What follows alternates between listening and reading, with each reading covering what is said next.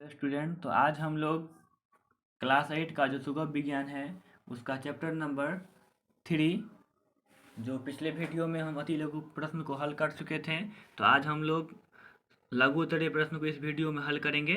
तो चलिए वीडियो को शुरू करते हैं। तो सबसे पहला क्वेश्चन है, एक उदाहरण देकर समझाएं कि नायलॉन रेशे काफ़ी सबल होते हैं। इसमें बोल रहा है क्वेश्चन में, जो एक उदाहरण देकर समझाएं कि नायलॉन रेशे काफ़ी सबल मतलब मजबूत होते हैं। तो इसका उदाहरण हो जाएगा, नायलॉन का उपयोग चट्टानों पर चढ़ने हेतु रस्सी बनाने में किया जाता है, क्योंकि नायलॉन बहुत मजबूत या सबल होते हैं। जब देखिए ये नायलॉन को जो जब चट्टान पर चढ़ने के लिए रस्सी बनाते हैं, तो समझिए आप लोग ये नायलॉन जो होगा तो कितना मजबूत होगा। चलिए दूसरा क्वेश्चन है, नायलॉन क्या है, इसका नाम नायलॉन क्यों पड़ा। तो इसका उत्तर हो जाएगा, नायलॉन एक मानव निर्मित तंतु है। इसका विकास द्वितीय विश्व युद्ध के बाद हुआ। इससे सर्वप्रथम न्यूयॉर्क एवं लंदन के बाजारों में बेचा गया, इसलिए इसका नाम नायलॉन पड़ा। तीसरा क्वेश्चन है, धो तथा पहनो पदार्थ किसे कहते हैं।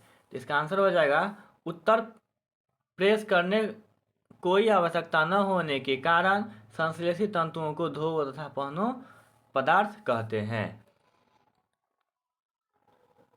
चौथा क्वेश्चन है, तो ऊष्मा सुघट एवं ऊष्मा दृढ़ में क्या अंतर है। तो इसका आंसर हो जाएगा, प्लास्टिक गर्म किए जाने पर मुलायम तथा ठंडा किए जाने पर पुनः कठोर हो जाते हैं, जबकि ऊष्मा दृढ़, जिसको थर्मोसेटिंग बोलते हैं, प्लास्टिक गर्म करने पर मुलायम नहीं होते हैं।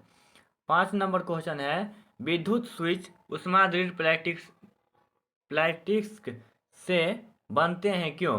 इसका आंसर हो जाएगा, विद्युत स्विच थर्मोसेटिंग प्लास्टिक से बनते हैं क्योंकि यह थर्मोप्लास्टिक की अपेक्षा अधिक कठोर तथा विद्युतरोधी होती है। 6 नंबर क्वेश्चन है, बेकेलाइट का उपयोग कहाँ कहाँ होता है। तो इसका आंसर हो जाएगा, तो बेकेलाइट का उपयोग विद्युत प्लग, स्विच, टेलीफोन उपकरण के बाहरी ढांचे एवं बिजली के अन्य सामान बनाने के साथ साथ इसका उपयोग घरेलू बर्तनों तथा हत्था मोटरों के पार्ट्स, रेडियो एवं टेलीविज़न के कैबिनेट आदि बनाने में होता है।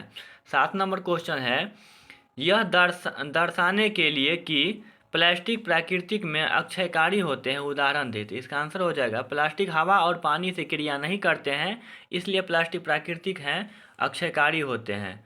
प्लास्टिक प्रकृति में अक्षयकारी होते हैं। इसका उदाहरण हो जाएगा, घर में प्रयोग होने वाले प्लास्टिक के डिब्बे और बाल्टी आदि को सालों साल प्रयोग में लाने के बावजूद ना तो उन पर जंग लगता है और ना ही रूप रंग में बदलाव होता है। चलिए जल्द ही हम लोग इसका दीर्घ उत्तरीय प्रश्न को हल करेंगे।